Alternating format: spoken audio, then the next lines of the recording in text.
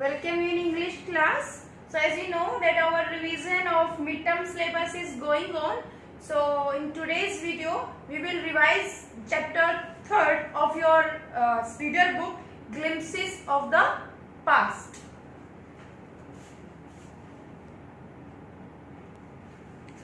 So the chapter is Glimpses of the Past. The writer name of the chapter is S.D. Sawant. So first of all, introduction. So this graphic story depicts the advent and spread of British rule in India. We get to know the details of early days of the British rule and the many ways the Britishers exploited Indians and the many atrocities our countrymen had to suffer. So it also depicts some of the brave men who not only fought against all the injustice but inspired others to fight with them. So ये जो story है ये आपको ये जो glimpses of the past यानी past के कुछ दृश्य वो आपको दिखाएगी जब हमारे इंडिया के अंदर ब्रिटिश का साम्राज्य जो था वो फैला हुआ था, कि कैसे वो लोग हमारे इंडिया के अंदर आए, कैसे उन्होंने अपनी पावर को स्प्रेड आउट किया, ये सब हमें इस चैप्टर के अंदर देखने को मिलेगा। और इसमें बहुत सारी अलग अलग जगह से स्टोरीज दी गई हैं, मतलब ब्रेवरी की, और इसमें कई ऐसे लोगों की ब्रेवरी के बारे में किस्से बताए गए हैं जैसे हजरत महल और टीपू सुल्तान, इस टाइप से। तो इससे क्या है, मतलब ये आपको बताएंगे कि इससे कैसे उन्होंने खुद से मतलब अंग्रेजों के खिलाफ लड़ाई की और कैसे दूसरों को मोटिवेट किया कि अंग्रेजों से लड़ो और इनजस्टिस के खिलाफ आवाज उठाओ। Now the summary of the chapter. The chapter starts with the picture of Lata Mangeshkar singing a patriotic song, so that us Indians to remember the many sacrifices made by our countrymen to gain independence from the British. Then we begin from the beginning of the British Empire in India. ये जो chapter है इसकी starting होती है लता मंगेशकर जो गायिका हैं बहुत ही फेमस, उनकी पिक्चर से, जो कि वो गाना गा रही हैं ऐ मेरे वतन के लोगों, इससे उसकी जो चैप्टर की है वो स्टार्टिंग होती है और वो लोगों से कह रही हैं कि चलो हम उन शहीदों को, उन अमर लोगों को याद करते हैं जिन्होंने सेक्रीफाइस किया हमें इंडिपेंडेंस दिलवाने के लिए ब्रिटिश कंपनी से। ओके, सो और वो क्या कहती हैं कि बिगिनिंग जो होती है इसकी, वो स्टार्टिंग जो है इस चैप्टर की वो आपको दिखा रही है कि ब्रिटिश ने अपना एम्पायर कैसे स्प्रेड आउट किया इंडिया के अंदर, क्या रीजंस थे इस तरीके से, कैसे उन्होंने यहाँ पर अपना मतलब राज किया, उन्होंने रूल किया यहाँ पे इंडिया के अंदर, कैसे उनको फिर बाहर निकाला गया। सो ये पूरा चैप्टर का टॉपिक है। Now, during 18th century, the British East India Company was extending its power worldwide. So 18th century के अंदर जो ब्रिटिश कंपनी थी वो अपनी पावर को, अपनी ताकत को पूरे वर्ल्ड के अंदर फैलाने की कोशिश कर रही थी। In those days Indians princes would always be at daggers down with each other. और इस दौरान जब 18th सेंचुरी के अंदर जो ब्रिटिश कंपनी थी वो अपना पावर को स्प्रेड आउट कर रही थी अपना, तो उस टाइम पे जो इंडिया के जो प्रिंसेस थे, जो राजा थे, वो एक दूसरे से लड़ने में लगे हुए थे, वो एक दूसरे से लड़ रहे थे। So East India Company took advantage of this situation and started helping Indian princes to defeat one another. अब इस चीज का फायदा ब्रिटिश कंपनी ने उठाया कि अपने यहाँ के जो इंडियन प्रिंसेस थे वो आपस में एक दूसरे से लड़ रहे थे, तो इस चीज का फायदा जो है ब्रिटिश कंपनी ने उठाया। उन्होंने वैसे भी अपने इंडिया पे रूल किया था एक बेसिक लॉजिक लेकर, फूट डालो और राज करो नीति के ऊपर। ये उनकी बेसिक नीति थी कि जो साथ खड़े हैं उनके अंदर फूट डाल दो, उनको अलग अलग कर दो और उनके ऊपर फिर रूल करो, क्योंकि जो एक साथ इकट्ठा जो रहेगा उसके अंदर ताकत होती है, एकता के अंदर ताकत होती है, तो उनको क्या कर दो, अलग अलग कर दो, जिससे कि उनको हराना बहुत ज्यादा आसान हो जाए। क्योंकि अगर इंडिया के सारे प्रिंसेस एक साथ खड़े हो जाते, सभी राजा एक साथ खड़े हो जाते, तो British east India company India के अंदर रूल नहीं कर पाती।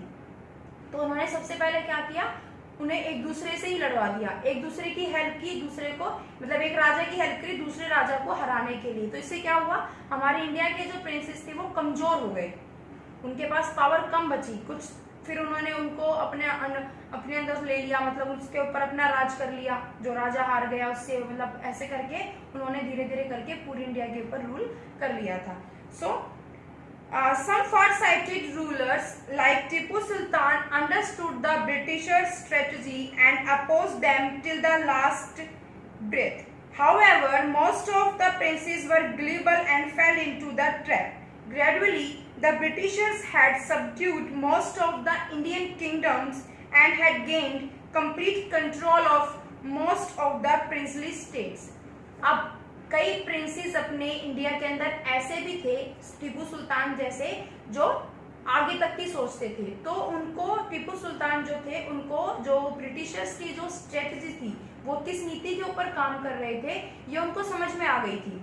तो वो बिल्कुल अपनी आखिरी सांस तक लड़े, उन्होंने घुटने नहीं टेके, वो उनके आगे नहीं झुके. लेकिन दूसरी तरफ कुछ ऐसे राजा थे जो उनके इस जाल के अंदर भी फंस गए थे, मतलब वो उनकी बात मान गए थे और वो अपने एक दूसरे राजा से ही लड़ रहे थे. तो इस ऐसे उन्होंने धीरे धीरे करके जो एक दूसरे राजा के किंगडम्स के ऊपर उन्होंने अपना छत्र छाया, उन्हें मतलब कंट्रोल कर लिया, कंप्लीट कंट्रोल हो गया था ब्रिटिशर्स का उसके ऊपर. So during the period of 1765 to 1836 India had to witness many incidents, untouchability, child marriage and other social evils existed in the Indian society. The people were extremely superstitious.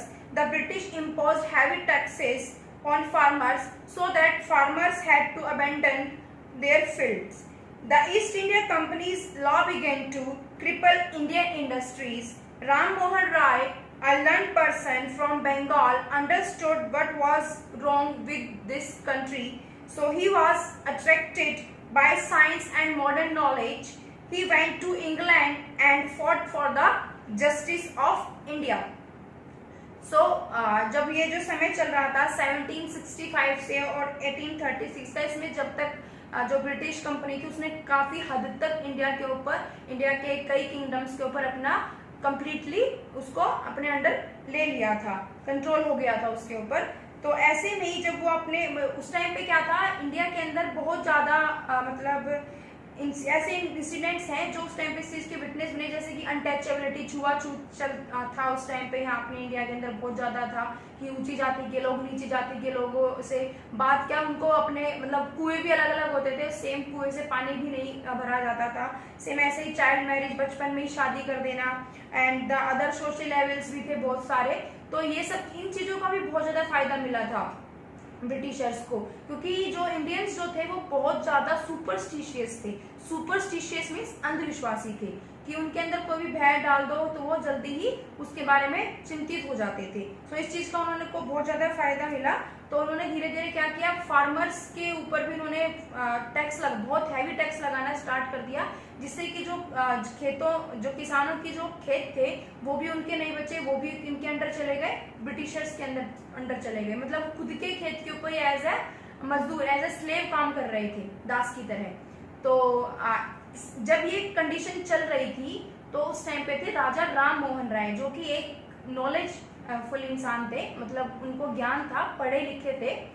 सो उन्होंने क्या किया, उनको समझ में आ रहा था कि क्या गलत हो रहा है यहाँ पे इस देश के अंदर, कि कैसे दूसरा मतलब जमीन हमारी है लेकिन कोई दूसरा उसके ऊपर अपना कंट्रोल कर रहा है, और हमें हमारी ही जमीन के लिए हमें पे करना पड़ रहा है, बहुत बड़े बड़े टैक्सेस हमको पे करने पड़ रहे हैं.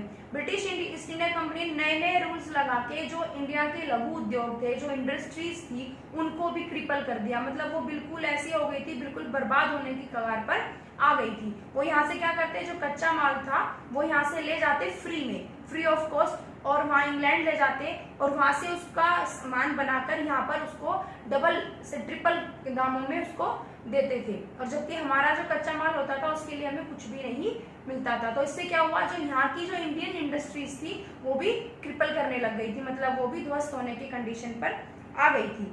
देन जो राजा राम मोहन राय थे, क्योंकि उनको समझ में आ रहा था कि क्या गलत हो रहा है, तो उन्होंने लोगों को अट्रैक्ट करना स्टार्ट किया साइंस की तरफ, कि अगर लोग नॉलेजफुल बनेंगे, अगर लोग एजुकेटेड बनेंगे तो हमारे यहाँ का एक तो सुपरस्टिशन खत्म हो जाएगा. तो लोगों उनको अपने हक के लिए उसके लिए वो लड़ सकेंगे। तो इसलिए उन्होंने, और वो इंग्लैंड भी गए ताकि वो इस जस्टिस के लिए, ताकि इंडिया को जस्टिस दिलवा सके, इसके लिए वो इंग्लैंड भी गए थे। So now but the British continued to oppress Indians. In 1818, they had passed Regulation 3rd. Under it, an Indian could be jailed without trial in a court. During 1835 to 1856, Thomas Macaulay suggested some change in Indian education. They taught Indians their language. By 1856, British had conquered the whole India. अब जब British जो है वो continue, मतलब जो Indians थे उनको दबाते जा रहे थे, उनको हर तरीके से, मतलब उनसे टैक्स लेना, उनसे स्लेव्स की तरह काम करवाना, और मतलब जिस काम के लिए वो ब्रिटिशर्स को जो अच्छा, मतलब अच्छी जो इनकम, जो मतलब तरीके सैलरी दे रहे थे, लेकिन वो इंडियंस को बिल्कुल भी उस टाइप से उसको सैलरी नहीं दे रहे थे। सो 1818 के अंदर उन्होंने एक रेगुलेशन पास किया, रेगुलेशन 3rd। उसका क्या था कि अगर जो मतलब आप जब किसी को भी अरेस्ट करते हो तो आपको क्या होता है बेसिकली कि आपको कोर्ट के अंदर उसका ट्रायल किया जाता है, कि आपको पेश किया जाता है। तो जो कोर्ट होती है वो आपको सजा सुनाती है, लेकिन वहां पर क्या था कि हम किसी को भी जेल के अंदर डाल सकते हैं कितने भी साल के लिए बिना कोर्ट के अंदर ट्रायल दिलवाए हुए। मतलब उन्होंने रेगुलेशन 3rd उन्होंने स्टार्ट कर दिया था इंडिया के अंदर। सो 1835 और 1856 के बीच में थॉमस मैक्यूले आए थे। उन्होंने क्या कहा कि उन्होंने सजेस्ट किया इंडियंस को, उनको फील हुआ कि इंडियंस के साथ गलत हो रहा है, तो उन्होंने सजेस्ट किया कि आप लोगों को एजुकेटेड बनना चाहिए और आपको लैंग्वेज सीखनी चाहिए ताकि जो आपकी कंडीशन है वो थोड़ी सुधर सके। So 1856 British had conquered the whole India. 1856 तक जो ब्रिटिशर्स थे उन्होंने पूरे इंडिया को अपने कंट्रोल के अंदर ले लिया था। Some Indian soldiers in East India Company were ill pleased with the attitude of East Indian Company. A soldier named Mangal Pandey attacked the agent of his regiment and executed. अब जो थे उन्होंने पूरा कंट्रोल में ले लिया था पूरे इंडिया को। तो अपने इंडिया के जो कुछ सोल्जर्स थे जो ईस्ट इंडिया कंपनी के अंदर काम करते थे, ईस्ट इंडिया कंपनी के लिए काम करते थे, उनको मतलब अच्छे से ट्रीट नहीं किया जा रहा था। मतलब अभी जैसे मैंने बताया कि बाकी जो ब्रिटिशर्स थे उनको तो बहुत अच्छी सैलरी मिलती थी, अच्छा खाने को मिलता था, सब कुछ मतलब वेल प्रिपेयर्ड मिलता था, लेकिन जो अपने इंडियन के जो इंडियन सोल्जर्स थे उनको बिल्कुल ही इल तरीके से ट्रीट किया जाता था, मतलब बिल्कुल भद्दे तरीके से उनके साथ व्यवहार किया जाता था। सो एक अपने इंडिया के सोल्जर थे, एक सोल्जर थे जो ब्रिटिश कंपनी में थे लेकिन थे इंडियन, तो उन्होंने, जिनका नाम था मंगल पांडे, तो उन्होंने अटैक किया अपने ही एजेंट के, रेजिमेंट के जो ऑफिसर थे उसके ऊपर, और उसको उन्होंने प्लान एग्जीक्यूट किया। And in 1857 A violent revolt was आउटब्रेकिंग, और जो 1857 की जो क्रांति थी उसका वहां से ही उसका उद्भव हुआ था, मतलब वहीं से वो स्टार्ट हुई थी। The rebellion spreads wider, many landlords lost their lands because of the British policies. Many rulers like Begum Hazrat Mahal of Lucknow were bitter. Popular leaders like Maulvi Abdullah of Faizabad, Tatya Tope aroused the people of India to fight against British Raj। अब last के अंदर दिखा रखा है कि किन किन लोगों ने मतलब खुद लड़े ब्रिटिशर्स के खिलाफ और उन्होंने दूसरों को मोटिवेट किया कि आपको अपने जस्टिस के लिए खड़ा होना चाहिए, आपको आवाज उठानी चाहिए। उसके अंदर जो नाम थे वो थे बेगम हजरत महल, जो कि बहुत ज्यादा लखनऊ की थी, वो लखनऊ की रानी थी वो, तो उनको मतलब बहुत ज्यादा वो बिटर हो गई थी, खटास आ गई थी उनके मन में ब्रिटिशर्स के लिए, तो वो उनके खिलाफ हो गई थी। सेम ऐसे ही मौलवी अब्दुल्ला साहब थे वो हो गए थे, तात्या टोपे जी थे वो हो गए थे। तो इन सब ने मिलकर क्या किया, धीरे अपने अपने तरफ से क्रांति की शुरुआत की। 1857 की जो क्रांति थी वो कहाँ से स्टार्ट हो गई थी, वो हो गई थी रेजिमेंट से, जो जहाँ से मंगल पांडे ने उसकी स्टार्टिंग कर दी थी। उसका रीजन क्या था कि उसने जो उसका अपोज किया था, उसका रीजन था कि जो उनको कारतूस दिए जाते थे, जो बुलेट्स दी जाती थी, कारतूस जो होते थे उनको मुंह से उनको छीलना होता था तब वो चलती थी। तो उसके ऊपर उन्होंने क्या यूज किया, पिग्स की और काउस की जो चर्बी होती है वो लगा दी। अब काऊ जो होती है, जो गाय होती है, वो हिंदू धर्म के अंदर उसको भगवान का दर्जा दिया जाता है, और जो पिग होता है उसको जो पाकिस्तानी यानी कि जो मोमडन्स हैं वो उसको अछूत मानते हैं कि वो उसको छूते नहीं हैं। तो इस तरीके से अब दोनों ही जो वो थे रिलीजन्स थे वो दोनों में टकराव हो गया कि इंडियंस जो थे उसमें गाय की चर्बी हो गई और जो मोमडन्स थे मुसलमान जो थे उनके लिए उसके अंदर सुअर जो पिग होता है उसकी चर्बी हो गई। तो वो दोनों ने ही मतलब उस चीज का अपोज करना स्टार्ट किया। तो बेसिक रीजन ये था जो रिवोल्ट जो वहां से रेजिमेंट से स्टार्ट हुआ था मंगल पांडे के, तो उसका बेसिक रीजन ये था। एक तो इलिटरेट था ये जो मतलब एक इल ट्रीट था कि उनको एक गलत तरीके से उनके साथ ट्रीट किया जाता था, उनको अच्छे से सेम सैलरी नहीं दी जाती थी इस तरीके से। सो this is the summary of the chapter. Now the theme of this story is Indians struggle of independence. It depicts how the British came to power and the early struggles of the Indian towards regaining their independence। इसकी जो theme है इस chapter की वो क्या है, वो आपको बता रहा है कि कैसे इंडिया के लोगों ने स्ट्रगल किया था अपनी इंडिपेंडेंस को पाने के लिए। स्टार्टिंग से बताया गया है कि कैसे ब्रिटिशर्स आए, उन्होंने अपनी पावर को स्प्रेड आउट किया, अपनी जो पूरे इंडिया को कंट्रोल में लिया और कैसे फिर इंडियंस ने उनके खिलाफ स्ट्रगल से बहुत ज्यादा मेहनत करके अपनी आजादी को वापस लिया। So this is the summary of the chapter. Now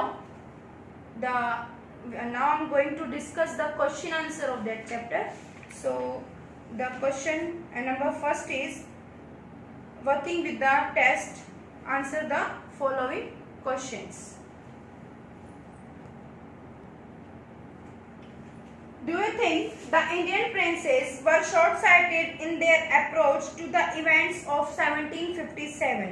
कि क्या आपको लगता है कि जो इंडिया के जो प्रिंसेस थे वो शॉर्ट साइटेड थे, मतलब वो ज्यादा दूर की नहीं सोचते थे, और इसके पीछे जो इवेंट था 1757 का वो बेसिक रीजन था। Yes, the Indian princes were short sighted in their approach to the events of 1757।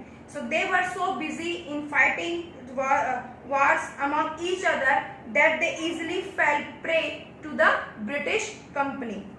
So मतलब इसका क्या हुआ कि हाँ वो बिल्कुल शॉर्ट साइटेड थे, वो उनकी बातों के अंदर आ गए थे, वो उनका शिकार हो गए थे और वो एक दूसरे से लड़ने में बिजी हो गए थे, इसलिए वो बहुत जल्दी उन्होंने ब्रिटिशर्स ने उनके जो किंगडम थी उसके ऊपर अपना कंट्रोल कर लिया था।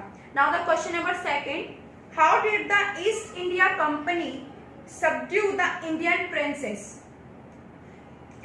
The answer is the East India Company subdued the Indian princes by their policy of divide and rule। उन्होंने कैसे हराया था? जो ईस्ट इंडिया कंपनी है उनका बेसिक स्ट्रेटजी क्या थी उसके पीछे उनको हराने की? वो थी डिवाइड एंड रूल, फूट डालो और राज करो की नीति। So they started with the excuses of trading but gradually started subduing the Indian princes by helping them against each other and then controlling them। वो स्टार्टिंग में आए थे इंडिया के अंदर, उन्होंने एंटर किया था ये कहकर कि हम लोग बिजनेस करने के लिए आए हैं, ट्रेडिंग करने के लिए। लेकिन बाद में उन्होंने धीरे धीरे ये जो डिवाइड एंड रूल वाला जो स्ट्रेटजी थी उसको फॉलो किया और हमारे ही देश के प्रिंसेस जो थे उनको एक दूसरे से लड़वा दिया और धीरे धीरे करके उनके किंगडम्स के ऊपर अपना पूरा कंट्रोल कर लिया। Now the question number third, quote the words used by Ram Mohan Rai to say that every religion teach the same principles। आपको डिस्क्राइब करना है जो राजा राम मोहन ने बात कही थी, क्या कही थी उन्होंने, that the every religion teach the same principles, कि जो प्रत्येक जो रिलीजन है धर्म है वो उसके जो प्रिंसिपल्स हैं वो बिल्कुल सेम है। So answer is according to Raja Ram Mohan Roy, cows are of different colors। मतलब वो क्या कह रहे हैं कि जो राजा राम मोहन राय ने कही थी कि जो सभी रिलीजन है उसका प्रिंसिपल सेम है, उसको डिफाइन करने के लिए उन्होंने एक एग्जांपल दिया था, उन्होंने कुछ लाइंस कही थी, वो पूछ रहे कि वो लाइन क्या थी, वो कोट्स क्या थे। So the quotes are, cows are different colors but the color of their milk is same, different teachers have different opinions but the essence of every religion is the same। उन्होंने कहा जिस तरीके से गाय अलग अलग होती हैं, कोई काली होती है, कोई सफेद होती है, इस तरीके से अलग अलग कलर की होती हैं, लेकिन उनके जो मिल्क होता है, उनका जो दूध होता है उसका कलर सेम होता है, सबका दूध का कलर व्हाइट होता है। सेम इसी तरीके से टीचर्स अलग अलग हैं, रिलीजन के जो धर्म गुरु जैसे हम बोलते हैं वो अलग अलग हैं, लेकिन उन सबका जो प्रिंसिपल है वो बिल्कुल सेम है। So now the question number 4, in what ways did the British officers exploit Indians? किस तरीके से जो ब्रिटिश ऑफिसर्स थे वो एक्सप्लॉइट करते थे, शोषण करते थे इंडियंस का। The British officers exploited Indians in various ways. So they imposed heavy taxes on Indian farmers and reduced import duty on goods manufactured in England and imported to India. This made Indian products more expensive than the foreign products. Moreover, the soldiers who worked for the Britishers were paid low salary and never saw any progress. तो वो क्या कह रहे हैं, question था आपका इन what veg, किस तरीके से जो ब्रिटिश ऑफिसर्स थे वो इंडियंस का शोषण करते थे। तो किस तरीके से करते थे, सबसे पहला तो वो हैवी टैक्सेस उनके ऊपर लगा देते थे, ठीक है। दूसरा, यहाँ का जो गुड्स होता था यानी कि जो कच्चा माल होता था उसको ले जाते थे बाहर, इंग्लैंड से बनवा के लाते थे और फिर हमारा ही सामान हमें ही महंगे दामों में देते थे, जिससे कि इंडियन इंडस्ट्री जो थी वो क्रिपल हो गई थी। दूसरा आता है कि जो सोल्जर्स थे उनको बहुत ही कम सैलरी दी जाती थी और उनको प्रोग्रेस भी नहीं दी जाती थी, मतलब प्रमोशंस नहीं होते थे, और बल्कि जो ब्रिटिशर्स थे उनके होते थे।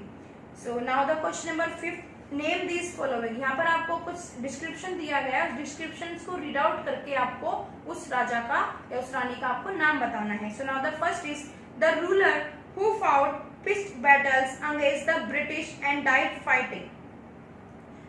कौन थे जिन्होंने फाइट किया था, पिच बैटल्स की थी उसके अगेंस्ट ब्रिटिश रूल्स के, और एंड डाइड इन फाइटिंग, और लड़ते लड़ते ही वो मर गए थे, शहीद हो गए थे। So the name of the king is Tipu Sultan. Now the second, the person who wanted to reform the society. वो कौन थे जिन्होंने सोसाइटी को रिफॉर्म करने की कोशिश की थी, मतलब उसने उन्हें एजुकेट करने की चाह उन्हें दिखाई थी। Raja Ram Mohan Roy is the correct answer. Now the third, the person who recommended the introduction of English education in India. किसने कहा था कि आपको लैंग्वेजेस की नॉलेज होनी चाहिए, बेसिकली इंग्लिश की। ब्रिटिशर्स की लैंग्वेज जो थी वो इंग्लिश थी, तो ये किसने कहा था, किसने कहा था, मैक्यूले ने कहा था। The right answer is Macaulay. Now the fourth, two popular leaders who led the revolt. Choices में वरी आपकी अलग अलग चॉइस हो सकती है। इसमें पूछा गया है कि 2 लीडर्स के नाम बताने हैं जिन्होंने लीड किया था उस क्रांति के दौरान 1857 का जो रिवोल्ट हुआ था उसके लिए। सो द नेम इज मौलवी अहमदुल्ला साहब and Faizabad and the Peshwa Nana Sahib, और आप कोई और 2 नाम भी आप लिख सकते हो। So now the question number 6, mention the following. आपको मेंशन करना है, कुछ डिस्क्रिप्शन है उसके according. So 2 examples of social practices prevailing then. कुछ ऐसी 2 हमारी सोशल जो मतलब कमियां थी वो थी untouchability and the tradition of sati प्रथा। Now the second, 2 oppressive policies of the British. जो ऑप्रेसिव पॉलिसीज थी मतलब शोषण करने वाली, इनको दबाने वाली, इंडियंस को दबाने वाली जो पॉलिसीज थी वो 2 पॉलिसीज कौन सी थी। So the British abolished import duties on British goods which made them cheaper than the Indian goods. In 1818 they passed a bill under which an Indian could be jailed without a court diet. 2 कौन सी हो गई कि उन्होंने goods के ऊपर उन्होंने taxes लगा दिए थे, वो यहाँ से कच्चा माल ले जाते थे, वहां पे उसको बना के लाते थे, और यहाँ पर तो इससे क्या हो गया था कि जो फॉरेन प्रोडक्ट्स जो थे वो यहाँ पे सस्ते हो गए थे और इंडियन प्रोडक्ट्स जो थे वो महंगे हो गए थे, ठीक है। दूसरा था जो थर्ड रिवॉल्यूशन आया था, जिसके अंदर उन्होंने कहा था कि किसी भी इंडियन को बिना किसी ट्रायल के जेल, उसमें कोर्ट के, उसको जेल भेजा जा सकता है। So now the next third, 2 ways in which common people suffered. 2 ऐसे रीजन बताने हैं जिनसे जो कॉमन पीपल थे उन्होंने भी सफर किया था। So the farmers were heavily taxed and many people lost their land and belongings or were jailed for any kind of rebellion. Farmers को उन्होंने बहुत ज्यादा टैक्सेस लगा दिए थे, जिसकी वजह से उनको अपनी जमीनें खोनी पड़ गई थी, और जो भी उनके खिलाफ बोलता था वो उसको उठा के जेल में पटक देते थे। So now the four reasons of discontentment that led to the 1857 War of Independence. So आपको 4 रीजन बताने हैं जो इसके पीछे थे कि जिससे कि 1857 का जो रिवोल्ट था वो हुआ था. So the first is Indians felt like they had become slaves. उनको फर्स्ट तो था कि इंडियंस को लगा कि वो स्लेव बन गए हैं. Next is the East India Company had destroyed the Indian industries. जो ईस्ट इंडिया कंपनी है उन्होंने डिस्ट्रॉय कर दिया है इंडियन इंडस्ट्रीज को. The treatment given to Indian soldiers and government workers was far inferior. There are many differences in the salaries of the Indians and the British soldiers. Okay, the use of grease on the bullet of guns cause a lot of outage as it offended both Hindus and Muslims. So these are the reason. क्या थे कि उन्होंने heavy taxes लगा दिए थे, किसानों को अपनी जमीनें खोनी पड़ गई थी. दूसरा था कि सोल्जर्स के साथ उन्होंने इक्वल ट्रीट नहीं किया, इंडियंस को अलग तरीके से ट्रीट किया जाता था और ब्रिटिश के जो सोल्जर्स थे उनके साथ अलग तरीके से ट्रीट किया जाता था. दूसरा था कि उनको सैलरी में भी डिफरेंसेस थे, उनको ज़्यादा सैलरी दी जाती थी ब्रिटिशर्स को और जो इंडियंस थे उनको कम सैलरी दी जाती थी. दूसरा था बुलेट के ऊपर जो ग्रीस लगाया गया था वो काऊ और पिग का था, जिसके लिए इंडियंस और मुस्लिम दोनों ही इस चीज के अपोज थे, खिलाफ थे. सो this is the question answers. Now the comprehension of that chapter. So question number first of comprehension. First, look at picture first and recall the opening lines of the original song in Hindi. Who is the singer? Who else do you see in this picture? Refer to page number 36 of NCERT book. आपको starting page के starting में जो chapter के जो starting है उसके अंदर आपको जो पिक्चर दी गई है लता मंगेशकर जहाँ पर गाना गा रही हैं, आपको उस पिक्चर को देखना है, आपको आइडेंटिफाइड करना है, हिंदी में बताना है आपको कि कौन सा गाना वो गा रही है, कौन सा पेट्रियोटिक सॉन्ग वो गा रही है और उस पिक्चर के अंदर लता मंगेशकर के अलावा कौन कौन है और सिंगर कौन है. सिंगर का नाम तो मैंने आपको बता ही दिया, Lata Mangeshkar. So the original song is ए मेरे वतन के लोगों and the singer is Lata Mangeshkar. So also seen in the picture is Pandit Jawaharlal Nehru and Lal Bahadur Shastri, Indira Gandhi, Bahadur Shah Zafar, Rani Lakshmibai, Bal Gangadhar Tilak, Lala Lajpat Rai, Bhagat Singh, Subhash Chandra Bose and Mahatma Gandhi. इस पिक्चर में लता मंगेशकर के अलावा कौन कौन दिखाई दे रहा है? पंडित जवाहरलाल नेहरू दिखाई दे रहे हैं, लाल बहादुर शास्त्री दिखाई दे रहे हैं, इंदिरा गांधी जी दिखाई दे रही हैं, बहादुर शाह जफर दिखाई दे रहे हैं, रानी लक्ष्मीबाई दिखाई दे रही हैं, तिलक जो थे लाला लाजपत राय, बाल गंगाधर तिलक और लाला लाजपत राय, भगत सिंह और सुभाष चंद्र बोस और जो है महात्मा गांधी जी, ये इस पिक्चर के अंदर लता मंगेशकर के साथ आपको दिखाई दे रही है. Now the question number second. In picture second, what do you understand by the company superior weapons? जो सेकंड जो आपको पिक्चर दिखाई गई है उसके अंदर वर्ड यूज हुआ है सुपीरियर वेपन्स. उससे आप क्या समझते हो? The company superior weapons refer to the guns and ammunitions they posed. The East India Company was much more technological advanced. They also knew how to defeat the princes diplomatically. तो यहाँ पर जो superior weapons था उसका था divide and rule. उनका superior weapon उन्होंने क्या यूज किया था? Divide and rules. वैसे वेपन्स जो थे वो थे guns. Okay, so now the question number third. Who is an artisan? Why do you think the artisan suffered? Picture third refer to page number 38 of NCERT book. So the picture third को आपको देखना है और आपको बताना है कि artisan कौन था और व्हाई डू यू थिंक, आप कैसे सोचते हो कि जो आर्टिशियन था उसने सफर किया था, मतलब उसको उसके साथ अच्छा नहीं हुआ था उस टाइम पे. So an artisan is a skilled manual worker. एक मतलब एक वर्कर था वो जिसके पास बहुत ही स्किल्ड वर्कर था. सो दे मेक यूजफुल ऑब्जेक्ट्स और artistic pieces. The Britishers imposed heavy taxes, fines on them and denied them resources for their craft. They also made British machines, made goods every cheap so that the artisans found it hard to market their products. अब जो था उन्होंने जो ये था artisans जो थे वो क्या थे? वो कलाकार. आर्टिशियंस कौन? कलाकार. तो आर्टिशियन जो थे वो उनके पास क्या होती है? अपनी स्किल्स होती हैं. वो अपने स्किल्स को बेचते थे, उससे उनको क्या मिलता था? मतलब उनको अच्छा पैसा मिलता था और वो सरवाइव करते थे. लेकिन अब क्योंकि ब्रिटिशर्स ने क्या किया, उनके उस जो क्या कहते हैं इसको, जो स्किल थी उनकी, उनको उनको छीनने के लिए उन्होंने क्या किया, जो आर्टिशियंस को जिस भी सामान की जरूरत पड़ती है वो उन्होंने उसके ऊपर बहुत ज्यादा टैक्सेस लगा दिए, तो जिससे कि वो उस पर काम नहीं कर सके। तो धीरे धीरे करके उनका सर्वाइवल जो था बिल्कुल फिनिश हो गया, मतलब सर्वाइव ही नहीं कर पा रहे थे, वो एक एक दाने के लिए मोहताज हो गए। Now the question number 4, which picture according to you reveals the first sparks of the fire of revolt? आपके अकॉर्डिंग कौन सी पिक्चर है जिससे पता चल रहा है कि रिवोल्ट की चिंगारी जहां से स्टार्ट हुई थी? So picture 7, the one about the company's conquest reveals the first sparks of the fire of revolt. जो पिक्चर 7 है उससे डिस्क्राइब हो रहा है कि रिवोल्ट की जो चिंगारी थी वो कहां से लगी थी। Now that is the comprehension questions. So the explanation and the summary and the discussion of the questions completed here properly. So revise the chapter, learn question answers, learn word meanings also.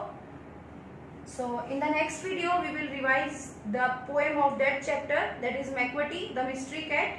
So till then, take care, stay home, stay safe. Thank you.